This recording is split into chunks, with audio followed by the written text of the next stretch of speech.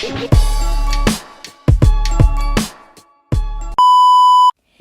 guys! Welcome back to MTV5. So for today's video, mag-i-install tayo ng steering dampener para sa aking 450 SR. Girl power, let's go! Alright, here's the steps. First, kailangan natin tanggalin yung tank cover. Ayan, kailangan natin tanggalin yung dalawang clips sa gilid. Ito. At saka, kailangan din nating i-remove yung tornilyo, 5 tornilyo dun sa may tank, gas tank. Ayan. Para matanggal natin itong black na cover. At maikabit natin dun yung bracket nung steering dampener. So, natanggal ko na siya. May mga sizes yung screw, kaya tandaan nyo na lang kung saan sila nakapwesto. So, ito, tinatanggal ko na din ngayon yung mismong takip ng gas tank. Ayan, para ma-remove na natin yung itong black cover na to. Ayan. So, ayan yung clip na dalawang sinasabi ko kanina. So, let's remove the cover. Tapos, dahan-dahan lang kasi sensitive yung carbon style niya. Madali siyang magasgas. Okay, so after removing the gas tank cover, tatanggalin natin yung dalawang tornilyo sa gilid. Ito, tinuturo ko siya. So, zoom lang natin yan para makita nyong mabuti. Ayan. So, gamit lang ulit tayo ng Allen wrench. So, ito, kaya natin kailangan tanggalin tong dalawang tornilyo dito is para lumuwag yung plastic dahil meron tayong ipapasok na bracket, one of the components ng bracket. Okay, since natanggal na natin yung tornilyo, ilalagay na natin yung bracket, pero kakalasin natin to kasi meron siyang different components eh. So, isa-isa natin siyang ilalagay. Hindi siya buo na isang salpakan lang. So, kailangan mo siyang paghiwalayin, then separate mo siyang ilalagay. Ayan, so pinasok ko na yung first component. Doon ko pinadaan sa gilid kung saan ko tinanggal yung tornilyo kanina. Tapos, inalalayan ko na lang ng daliri ko dito sa may harapan.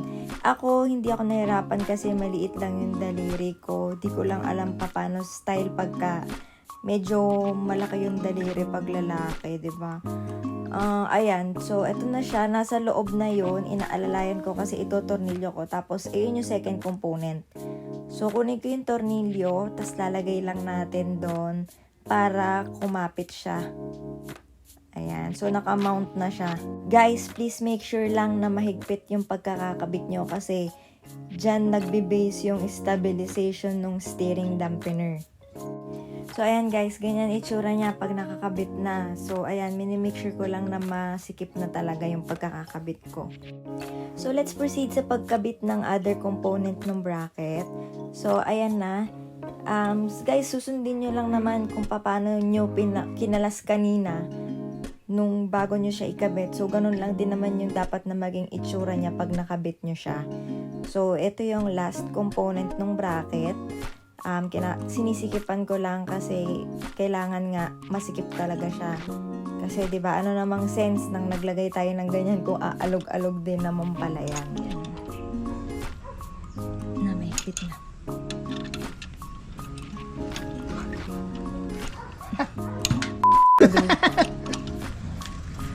Ayan na, tayo na may fit na talaga.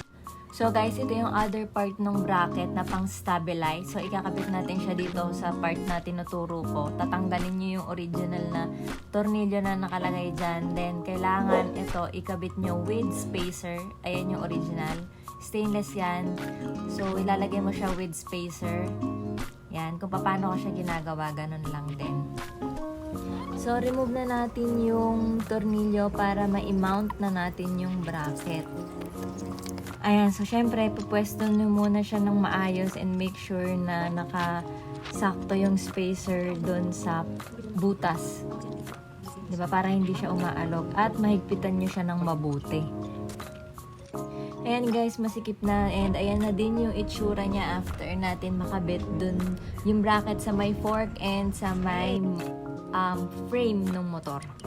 Ayan. So, kabit na natin yung mismong steering dampener and don't forget to put the spacer para nakaangat siya kasi kung hindi mo ilalagay yun, tatama lang siya dun sa mismong forks, sa may fork stem ba tawag doon. or dun sa ibabaw ng fork. Okay. So guys, before I forgot, kailangan before nyo siya higpitan mabuti yung steering dampener, nasubukan nyo nang i-move yung manibela para sigurado tayo na hindi tatama or tama yung sukat nung pwesto nung pagkakamount natin ng steering dampener, kasi baka mamaya bitin sagad na pala tapos hindi natin maliko ng maayos yung manibela. So ayun lang, before nyo sigpitan guys, don't forget isukat nyo muna kung sakto lang yung pwesto nung steering dampener. Mamaya ko higpitan. Yan. Space. Yun na nga. Wala. Hindi, tama na yan. May sagad dito, hindi may space pa din. Okay. Diyos ko po, Lord. Anong hirap ng magtitipid. Pag nagtitipid ka, maghirap ka. Mahal ko po kabit nito, Kan. flavor. Yun, hindi naman. Mga siguro 500. Ito nga 800 eh. Papatanggal mo yan.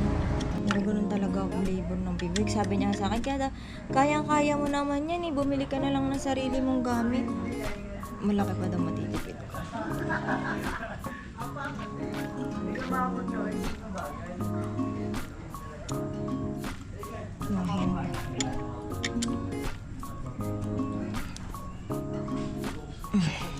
And we are done installing the steering dampener of 450 SR. So, ibabalik na natin yung gas tank cover at yung cover ng mismong gas tank. Ayan. So, mamaya, after kong ibalik lahat, guys, ititesting natin yung paggalaw-galaw habang umaandar. Pero dito lang sa loob ng garahe namin. So, ayun na nga, guys. Explain ko na lang din sa inyo bakit ako nagkabit ng steering dampener. Is for safety purposes, not only for the accessory. Kasi pagka nasa high speed yung motor, tapos halimbawa bigla ka nalubak, kadalasan nagwo-wobble yung motor. So, lalo na sa mga sports bike, mas kailangan nila ng steering dampener. So, para maiwasan natin yon, kailangan mataas yung number dun sa steering dampener para mas mabagal yung paggalaw ng manibela. Mas mababang number, mas magaan yung paggalaw. So, pag mas mataas, ibig sabihin mas steady siya. So, hindi siya basta-basta liliko-liko. Hindi siya basta-basta magwawabol. Ayun. So, para mas stabilize, kailangan natin ng steering dampener. Sana natutunan nyo ang pagkakabit ng steering dampener. So, kung nagustuhan nyo ang video na to, please don't forget to like, share, and subscribe to my Facebook page and YouTube channel.